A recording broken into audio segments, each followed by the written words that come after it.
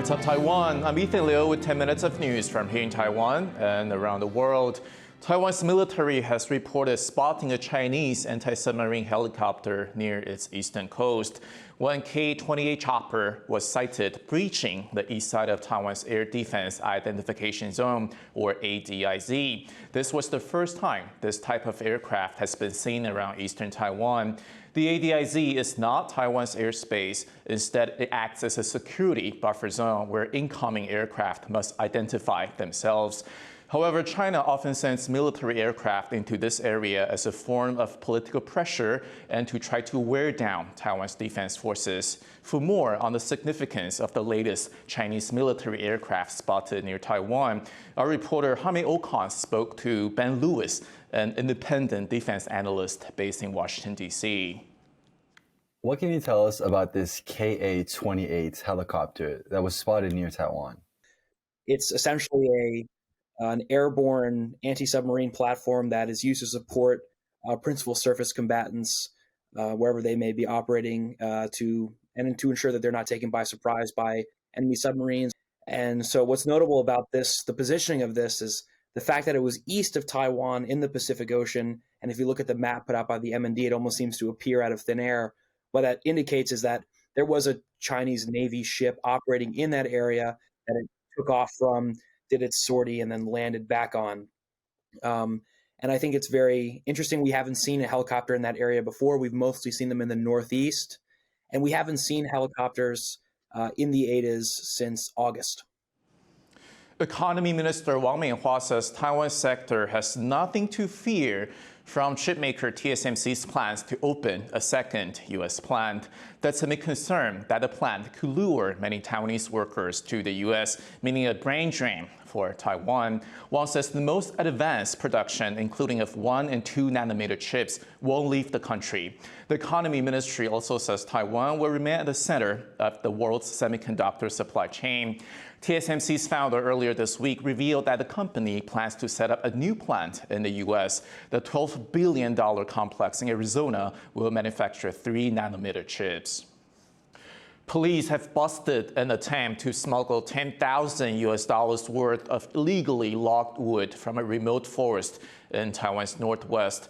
The trees belong to a rare species protected by law. As John Van Tres reports, one suspect is in custody, but a second has fled into the surrounding mountains.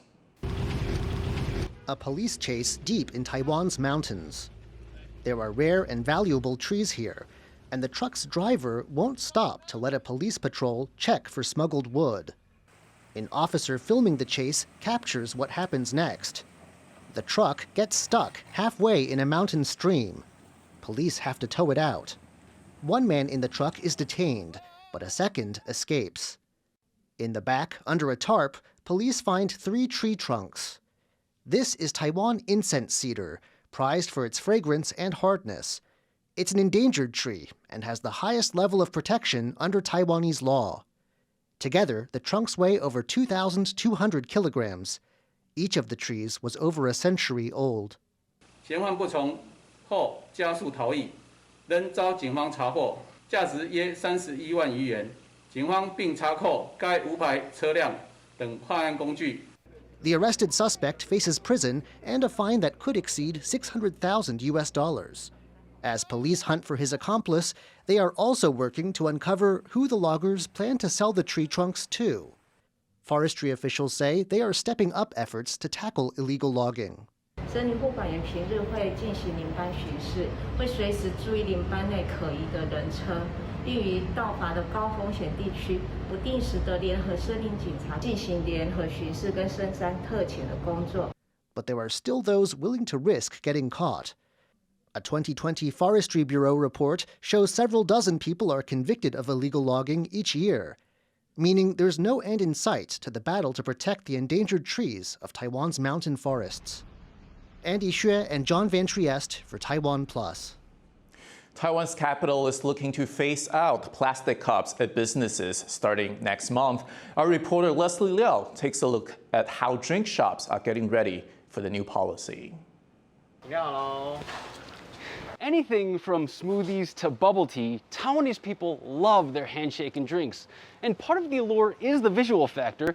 These beverages do look beautiful in the cups they come in. But Taipei city government is about to implement a ban on plastic cups like these, which is soon to take effect. Come December, drink shops will have to use more environmentally friendly paper cups.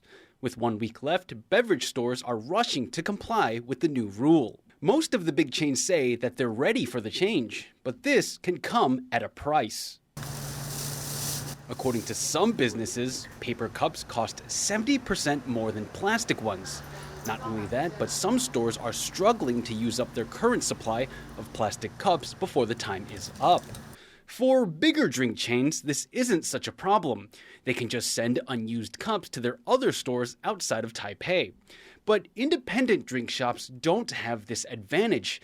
They'll have to dispose of their excess plastic cups outright. Another issue is marketing and the business's online presence. Drink shops spend a lot of effort making their products look good. This way, customers will want to upload pictures of their beverages to social media, effectively giving the stores free online exposure. But opaque paper cups quite literally get in the way of that. Under the new rule, drink store owners will have to find new ways to visually market their products. 现在只能把视觉性这种感觉做在新的纸杯设计上，让纸杯走得比较时尚，让消费者想要打卡。 Some customers are a bit more divided on the issue. 有建设性的饮料派起来，塑胶杯还是会比较好看。价格会转移到消费者身上的话，以后再买的时候会先考虑一下。我觉得还是环保为重啊。 At the end of the day, consumers can choose whether they want to purchase drinks. But beverage store owners, they have to comply with the new rules. But neither side seems too bothered about it right now.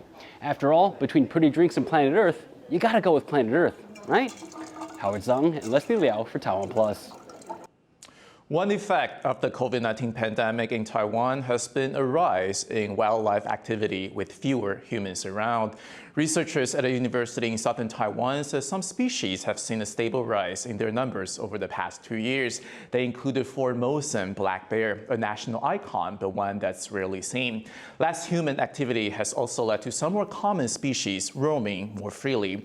But the researchers say they haven't observed such a revival for the leopard cat, Taiwan's last remaining native wildcat species. There are believed to be fewer than 500 of them in the wild. Leopard cats live closely to areas with human activity, which makes them vulnerable to dangers like traffic and stray dogs. Taiwan has agreed to lend the UK a locomotive from the tourist hotspot of Alishan. Jeremy Olivier has the story. Next stop, Britain. The Alishan Forest Railway's DL34, one of Taiwan's most distinctive tourist trains, will be pulling out of the station soon, on its way to the UK. The train is being loaned to Wales in the UK's far west for use on its Welshpool Landfair Light Railway. It is expected to ride there in early 2023. Marking the occasion, Welshpool Landfair Secretary Michael Riley appeared with Forestry Bureau head Lin Huaqing atop the train's engine in southern Taiwan's Jiayi. Lin is optimistic the train will make an impact abroad. 可以把阿里山临铁的这个机关车商借到地方，在那边动态的行驶，这样可以让更多的英国人民认识和知道台湾的阿里山临铁，进一步的愿意到台湾来观光。The Alishan Forest Railway is the highest narrow gauge line in Asia. Its DL34 diesel locomotive was bought from Japan in 1972. As the train is prepared to be shipped off, Taiwan and the UK can look forward to seeing the results of this unique display of transportation diplomacy. Klein Wang and Jeremy Olivier for TaiwanPlus. Thank you for watching What's Up Taiwan. Remember to download the TaiwanPlus app for more stories from Taiwan and around the world. Finally, we leave you with images of clothing inspired by the textiles of Mexico's indigenous peoples at a fashion event in Mexico City. I'm Ethan Liu. Take care and see you next time.